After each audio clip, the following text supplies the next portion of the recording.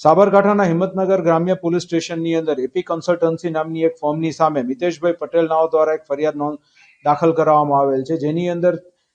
AP કન્સલ્ટન્સીના main director જે છે અનિલસિંહ અને હિતેન્દ્રસિંહ, તે લોકોએ બંને સાથે મળી અને બીજા અન્ય 4 લોકોએ મદદગારી કરીને રોકાણકારોને 10 થી 12% મહિને વળતર આપીશું તેવી લાલચ આપી અને મોટી સંખ્યામાં લાખો રૂપિયાનું એમાં રોકાણ કરાવેલું છે. હાલ જે ફરિયાદ દાખલ થઈ છે તેની અંદર ટોટલ 7 લોકોના 53 લાખ રૂપિયા જે છે તેની અંદર ઇન્વેસ્ટ થયા હતા, જેમાંથી 13 લાખ રૂપિયાનું વળતર શરૂઆતમાં આપવામાં આવ્યું અને ત્યારબાદ છેલ્લા 6-8 મહિનાથી તે ઓફિસ બંધ કરીને જતા રહેલ છે. અત્યાર સુધીની તપાસ મુજબ આ રીતે જય માતાજી ફાઇનાન્સના નામે અને ત્યારબાદ એપી કન્સલ્ટન્સીના નામે છેલ્લા 5 વર્ષથી આ પ્રકારની કાર્યવાહી કરવામાં આવતી હતી અને રોકાણકારોને આ રીતે જે લાલચ આપીને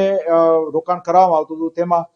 હિંમતનગર ગ્રામ્ય ઉપરાંત સાબરકાંઠાના અન્ય પોલીસ સ્ટેશન ખેડ, બ્રહ્મા, વડાલી તથા રાજસ્થાનના પણ અમુક જગ્યાએ આ મુજબની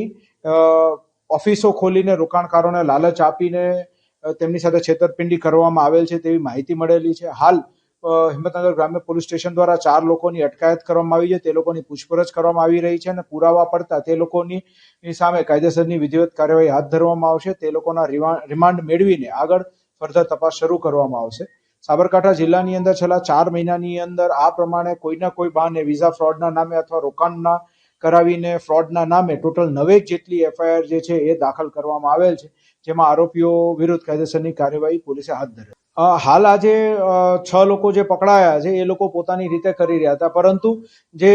અન્ય પોન્ઝી સ્કીમો છે એ બધાની સાથે એ લોકોની કોઈ સાંઠગાંઠ છે કે કેમ અને એ લોકોએ સાથે મળી ક્યાંય મોટા પાયે રોકાણ કર્યું છે કે કેમ, તો એ બાબતની તપાસ પણ આગળના સમયમાં હાથ ધરવામાં આવશે.